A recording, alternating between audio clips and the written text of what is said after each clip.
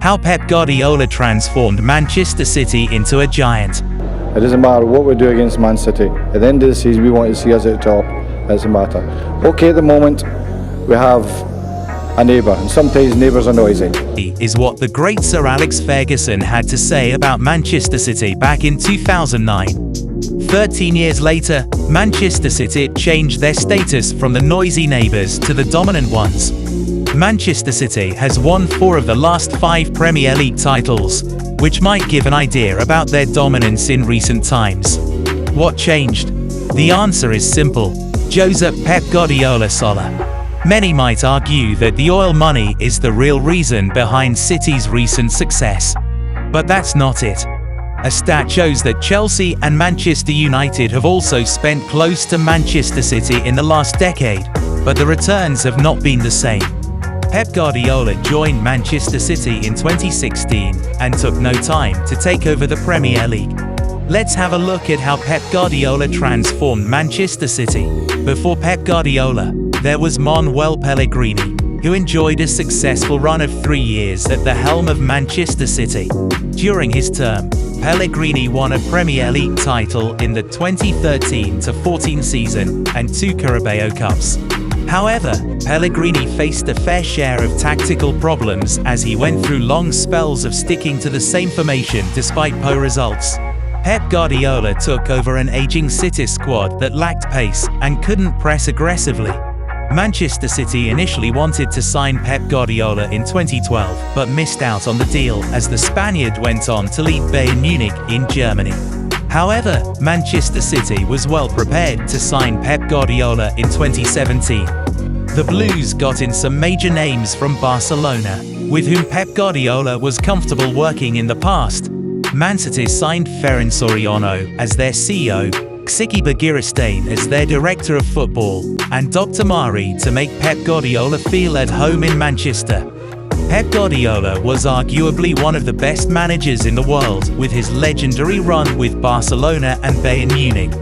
However, many of the English media were not convinced whether his methodologies would work in the Premier League.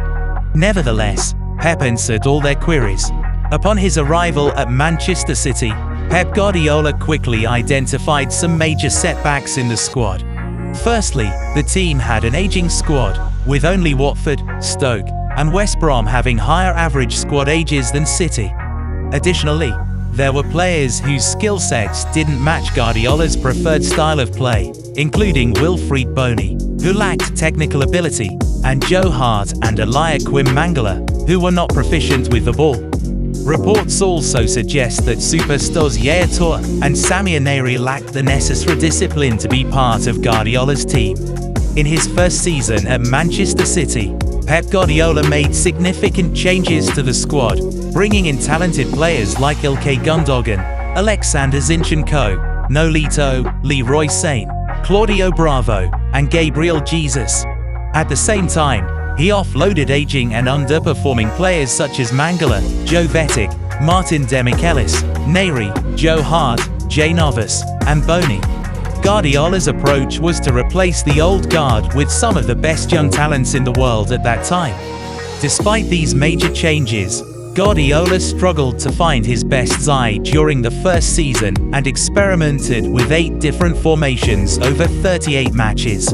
Nonetheless, Manchester City saw significant improvements under Guardiola's management, scoring more goals, conceding fewer, and maintaining better possession compared to the previous season under Manuel Pellegrini. Having said that, Pep Guardiola didn't win any silverware with Man City in his first season and finished 3rd in the Premier League. It was a decent season, but there was still pressure mounting over Guardiola as he was accused of not adapting to the style of the Premier League. What did Pep Guardiola say about the start he got in his first season? "Yeah, I don't know what would have happened had we not been able to win the games. I can assure you something, my players always run. And after that, we must try to play as well as possible to achieve the result and win the games. But first is to play good, and to play good, you have to run, and I was pretty sure we could do that. In some moments, we played really well. It's just the quality of the intelligence of these players. You can make a training session. You can say this or that. Some understand quickly, Some need more time. Most get it quickly. That is why we are a little surprised about how fast, in some moments, we have been in our 3 games. We played really well. Not for 90 minutes, that is not normal, but how stable the players are. In terms of full games, we have to improve a lot. Yesterday I saw the game v Stoke City again and thought about many things we must improve. But in the short time we have spent together, we have made many good things. That is why I am confident that it will remain this way, and we will have solidarity and help each other. We can achieve good things. After his initial success in rejuvenating Manchester City's squad, Pep Guardiola continued to make bold moves in the transfer market. In the next transfer window, he brought in talented players such as Ederson, Bernardo Silva, Danilo, Kyle Walker, Benjamin Mendy, and Aymeric Laporte. As a result, Manchester City became the 6th youngest squad in the league, signaling Guardiola's intent to build a long-term, dynamic team. With the new additions to the squad, Guardiola had the team he needed to dominate English football.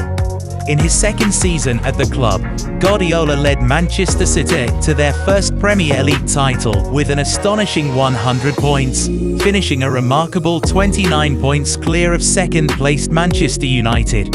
This triumph established City's dominance, with the team going on to win 3 out of the 4 league titles in the seasons that followed. Pep Guardiola built and created one of the best teams in the history of the Premier League. However, he still has one trophy missing from his cabinet: the Champions League. He had come close to winning the Champions League in 2021 but eventually lost to rivals Chelsea in the final. With the inclusion of Erling Haaland this season, we might see Pep Guardiola achieving his long-lasting dream of winning the Champions League trophy since 2011. His status as the world's best tactician means top players will want to join the club. He guarantees success and improves the players he works with. That is attractive to every top professional. The club want him to attract the best, play beautiful football, deliver European success, help develop the club's academy, and bring through the best youth prospects and turn them into world stars. It's a difficult remit, but the Catalan will have the resources available to achieve the club's dreams. If he does, he will have created a culture of success, rather than continued one like he has done in his 2 previous managerial posts. Guardiola is a visionary, an obsessive student of the game whose attention to detail, desire to win, clear thinking, and bold ideas have already improved City at every level. Whereas at Barcelona it was about returning them to the pinnacle of the game, and at Bayern it was about maintaining their position as one of the best club sides in the world. At City his task is far greater.